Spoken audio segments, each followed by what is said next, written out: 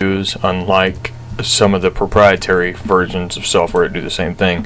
Anyway, in this video, I'm going to be covering a common problem that a lot of people have that they would need an image manipulation program to fix, and that is corrupted image files. For example, many of you who import pictures from your digital camera to your computer, you'll notice you get pictures like this where there's actually a sharp line that goes across somewhere in the picture, whether it be top, bottom, left, or right, and there's a obvious well, the picture's screwed up and you got to fix it. We'll just put it like that.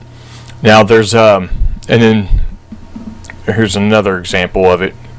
Not sure how well you'll be able to see the example because of the video being resized and transcoded. It might take away from some of the quality, and it definitely will take away from some of the resolution. Anyway, this is a common problem. It happens a lot. I get a lot of people asking me how to fix this, and rather than doing it for everyone like I've been doing for so long, I will actually do a video on how to do it so that they can fix it themselves and other people can learn how to do the same thing instead of asking me. Alright, to start off, open the Gimp and import your picture, or you could optionally have right clicked on the picture if you're using Linux and told it to open with Gimp, and it would have started Gimp for you. Alright, now here's a good example. Remember, if you've seen the last video, you'll remember me saying that it's a pain in the ass because the image, with the new Gimp version, the toolbox is always in front of the image. So in this example, you're going to have to switch to another desktop, maximize, hit Control-Shift-E to resize the picture to fit in the window as best possible, or you can hit Control and then scroll up with your mouse to zoom in, or scroll down with your mouse to zoom out. That's a nice little shortcut I get a lot of use out of. Anyway, the first thing we got to do is, well, the first thing I usually do, as you can see here, or maybe not, like I said, I can't tell what you can see after this video is transcoded and resized. There's no way I can guess what you can and cannot see. But as you may be able to see here, there is, again, a solid line cut almost straight across. But it will never be straight across. It always steps down or up somewhere in the image.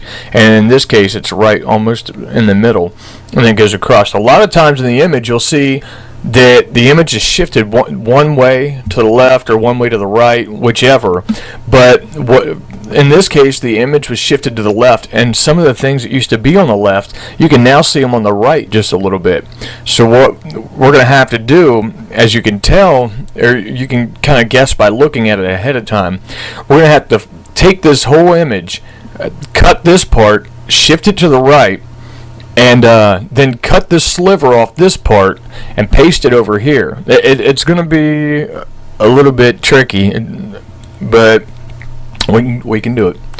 Anyway, we're going to have to use a multi-select too. We're going to have to use some of the selection options I showed you in the previous video, how to add to your selection without losing the original selection.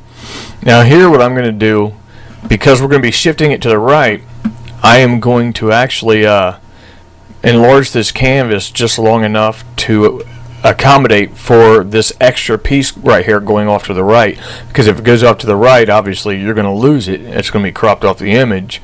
So what we can do is unlock the aspect ratio right here with by the way, I'm sorry, I have a habit of not telling you what I'm clicking on while I'm doing stuff.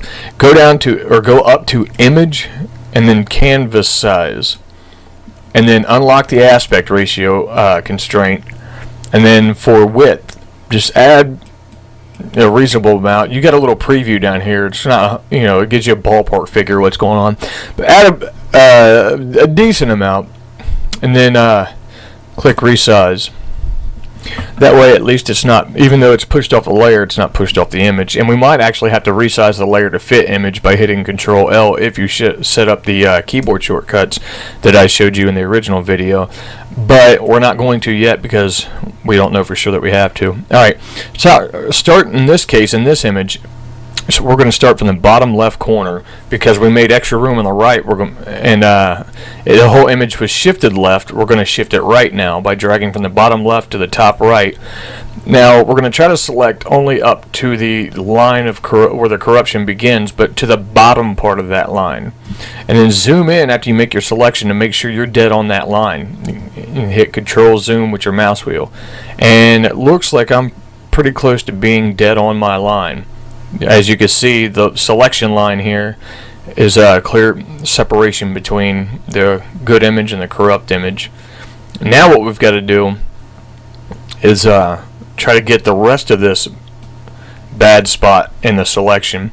So we're going to hit Shift to add to selection and click our little box right here. And that's not actually, it looks like that's not going to work. It looks like I might be just a little bit off with that. And zoom in. Yeah. So, and you have to zoom in and adjust it most of the time. You won't get it right first try. Now, some of the color, the bad color right here that shouldn't even be here, some of that has actually bled through onto the part of the image that wasn't corrupted. We can fix that later. We're not going to crop that because that's part of the good image. Even though the color bled onto it, we can still fix that. And I'll show you how later. Alright, but now we've got the entire selection around the bad area of the image. Zoom back out. And then you can click or hit Control X for cut, Control V for paste, and you'll paste it pretty much exactly how you just cut it. And then hit M for move, and then start hitting your right button until things line up. When they get close, stop and zoom in. And then adjust left or right until you're pretty much dead on the money. Zoom back out to get a bigger idea of what's going on. And yeah, it looks like we're going to have to hit Control, or we're going to have to undo a couple times and hit damn it, and hit Control L. There. Now hit, because we got to resize the layer to the same size as the canvas, otherwise it crops off the layer too. That's what I was mentioning, alluded to a moment ago.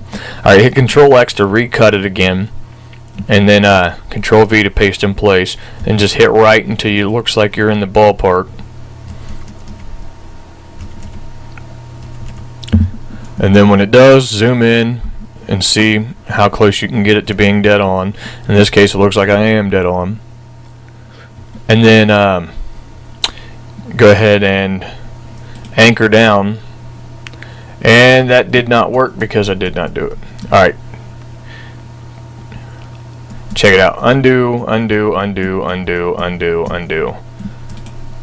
Actually, just click off your selection in order to get. If you've already made a perfect selection and selected Control X, then the image should still be on your clipboard, so you can actually just continue with what you're doing. And just hit Control L now, and as you can see, it just stretched the layer out and backfilled it with white to meet the size of the image. Now hit Control V, and as you can see, it pasted what was on our clipboard that we cut earlier, even though so we didn't have to select it and cut it again. Hit right until you get it lined up again, and zoom in to make double sure you got it right.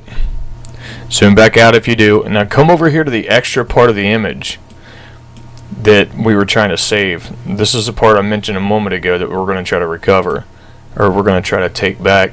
Alright, click somewhere off the selection to anchor it down, then try to get a dead on selection with